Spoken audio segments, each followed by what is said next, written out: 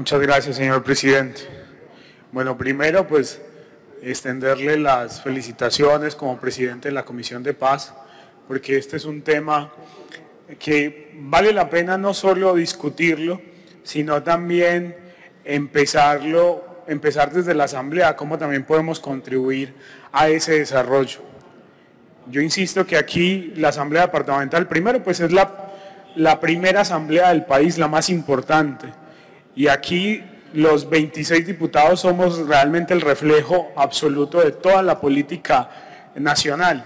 Entonces están, digamos, todas las bancadas representadas, todo el poder político del país representado en los 26 diputados del departamento de Antioquia. Somos una asamblea muy plural y somos una asamblea que digamos, impulsa buenas iniciativas en el país.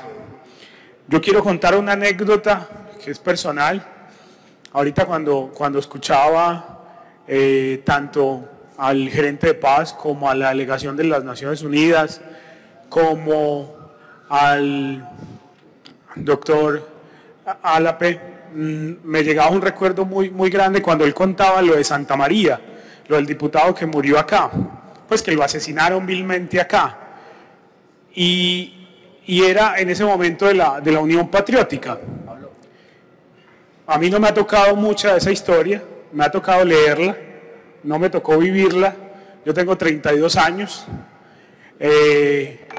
soy orgullosamente pues un militante de izquierda, y cuando digo un militante de izquierda hay que leer mucho para entender qué es izquierda y qué es derecha, y no simplemente entonces reflejarlo a un asunto armado o todo ese cuento, no, es una apuesta ideológica por unos principios.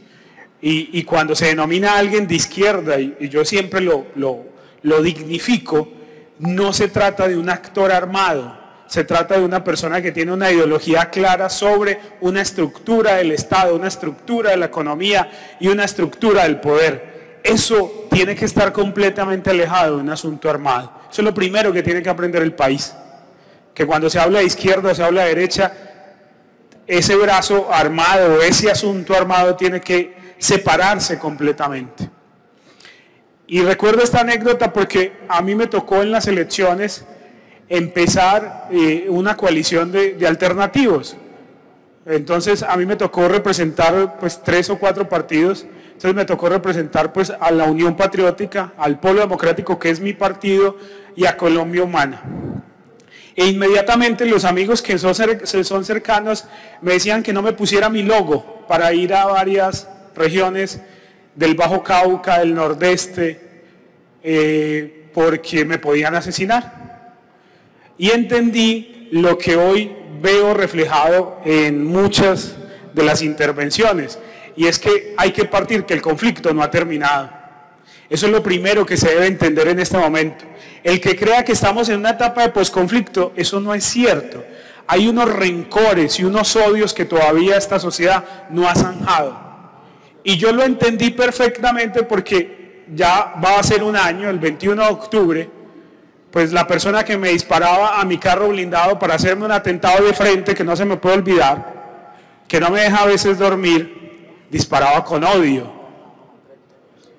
Entonces en ese sentido uno llega y dice, esto todavía no ha terminado.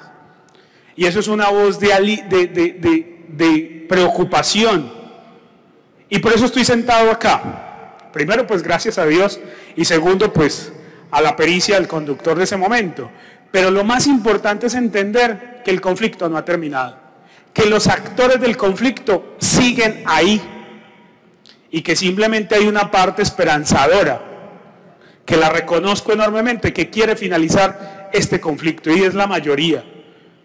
Pero que también es muy complicado que muchos de los actores hayan regresado o retomado a las armas, de todos los lados. Porque lo que hay que evidenciar es que dentro del conflicto, y eso cuando uno está dentro de un conflicto estructural, como es el caso de Colombia, y que he tenido la oportunidad de estudiar en mi doctorado, cuando uno está en un conflicto estructural, pues es normal que haya una escalada progresiva de violencia.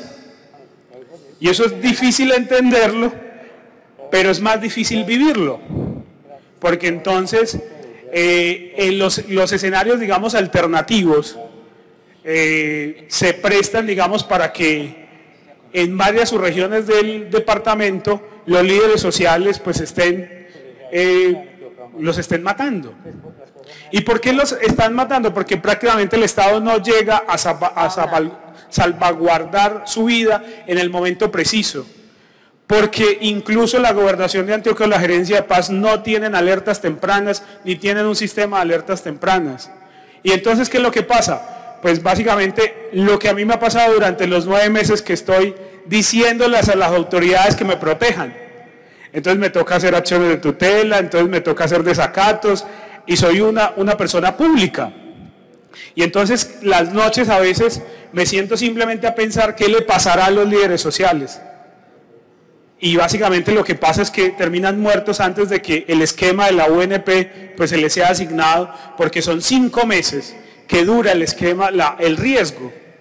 O sea, yo incluso llegaba y miraba, yo soy abogado, especialista en derecho penal, soy candidato a doctor, o sea, yo entiendo la estructura del Estado muy bien en el derecho penal. Y me parecía inconcebible los argumentos que planteaba la Unidad Nacional de Protección. Y he revisado por ahí unos 120 casos de líderes sociales, que después terminan muertos. Entonces también hay un auspicio por parte del Estado, una omisión gigante por parte del Estado frente al conflicto, porque no solo lo recrudece, sino que también participa ahí en el asunto de la omisión. Y ese es el problema realmente del conflicto estructural del Estado. Ahorita lo planteaban muy bien y es, o sea, ¿qué hacer? A mí me parece que en Antioquia falta más por hacer. Y es un reflejo realmente de que la sociedad antioqueña haya votado mayoritariamente por un no. Y uno a veces lo entiende, porque perdonar es lo más difícil, yo creo, que hay. Y más cuando hay familiares, cuando hay muertos detrás, cuando hay un conflicto muy complicado, muy complicado, y cada vez hay que empezar a educar. Y lo que hizo el doctor Alapé hoy, yo lo quiero reconocer, el asunto del perdón por 2 personas que no tuvieron que estar en esta guerra ni morir.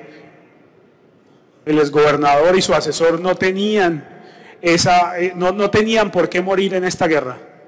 Y muchas personas más no tenían por qué morir en esta guerra, porque esta guerra realmente quisiéramos que no hubiese existido en el país ni en el departamento.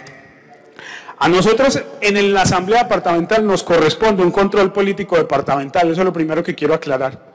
Nos corresponde mirar cómo es la implementación de los acuerdos de paz en el departamento de Antioquia. Y lo primero es que es un panorama desalentador, gerente. La anterior administración le dio la espalda a la implementación de los acuerdos de paz. Eso es lo real, porque incluso en los pasillos de la gobernación se comentaba que el exgobernador Luis Pérez no quería el acuerdo de paz. Y entonces eso hizo una traducción de que muchas de las cosas que se hicieron, y usted lo sabe en su gerencia y en los reportes que se ha tenido, hicieron solo avance después de octubre del año 2019. A mí me parece que el compromiso siempre tiene que ser desde la institucionalidad. Tenemos que avanzar a vivir en paz y tenemos que zanjar, pero no crean que vamos a zanjar un proceso de un conflicto de tantos años en 2 o 3 años. Hay gente que llega y levanta las banderas de la paz y dice, entonces mañana vamos a vivir en paz. No, o sea, los procesos no son así. Los procesos sociales son como procesos de crecimiento de un hijo. Usted al niño que acabó de nacer no le puede decir, ¿qué pues? ¿Vamos a estudiar en la universidad? No, tiene que darle todos los días leche, todos los días pañales, o sea, estar pendiente. Estamos en este proceso de construcción y lastimosamente hay que decirlo que el conflicto todavía sigue vivo y estamos pasando por un conflicto y un alza todavía de violencias y violencias contra los que firmaron el acuerdo de paz, que eso es también lo más lamentable. También hay que manifestar que del lado de los que apoyamos el proceso de paz, también hay un sinsabor o un asunto de falta de esperanza. Y la falta de esperanza es esto: es muy difícil decirle a los antioqueños y a los colombianos que hay un proceso de paz con un nombre llamado FARC, o sea, un grupo que se desmovilizó llamado FARC, pero que al otro lado hay otro grupo que es disidencia y se llama igual, que se llama FARC. Eso es muy difícil explicárselo a la gente. Eso es, o sea, uno de los errores que se cometieron, y yo llamo también a que las FARC desmovilizada pues piense, no sé, en mirar otra opción. No solo es cambiarse el nombre, sino otras estructuras, pero para podérselo hacer entender a la gente, porque eso genera mucho problema. Eso genera mucho problema en muchos municipios del departamento de Antioquia, poder explicarle que hay unos disidentes y hay otros que están en el acuerdo de paz. Al menos para mí es muy complicado y yo celebro, insisto, presidente de la Comisión de Paz, este espacio para hablar. Y ahorita van a haber otras posturas distintas o de acuerdo, pero este es el espacio democrático para poder hablar. Ahorita, cuando las Naciones Unidas hacía el recuento de los principales puntos que se tienen que retomar, yo creo que vale la pena que en este presupuesto del año 2021, que va a tener 1.200.000 millones de pesos más, pues avancemos en el tema de seguridad y la gerencia de la paz tenga más recursos, porque no solo es apostar a la paz en palabra o a los acuerdos en palabras, sino en presupuestos y ahorita lo manifestan, la gobernación tiene que hacer una apuesta para que la gerencia de paz pues tenga mayor cantidad de recursos para poder implementar siquiera alertas tempranas de seguridad y pueda implementar o ayudar o coayudar al gobierno nacional en la implementación rápida de los acuerdos de paz. No puede haber reactivación económica con conflicto. Ya muchos alcaldes lo han dicho. ¿Para qué abro mi municipio al turismo si todavía tengo conflicto? Si entonces me toca no solo velar porque no le dé COVID, sino porque no lo secuestren o no lo maten. Entonces, la reactivación económica, lo primero que la gente quiere tener es seguridad de no enfermarse del COVID, pero seguridad de que tampoco lo maten en la carretera o no lo secuestren. Entonces la seguridad hace parte, insisto, es un derecho fundamental de todos los ciudadanos. Eso no es de izquierda ni derecha. La seguridad tiene que ser para todos. No solo tampoco para los que firmaron el acuerdo de paz, sino también para los ciudadanos que estamos aquí y que hemos estado siempre aquí, también necesitamos esa misma seguridad. Reitero, muchas gracias, señor presidente de la Comisión de Paz, a todos ustedes, a los alcaldes que hicieron su intervención. Es importante seguir conversando sobre el tema y no solo generar expectativas, sino que podamos seguir construyendo este camino que, insisto, la historia lo muestra que es complejo, pero que tenemos que ir ahondando hacia una esperanza y hacia que ese rebrote del conflicto sea lo menos dañino posible para el departamento y para el país. Muchísimas gracias, señor presidente.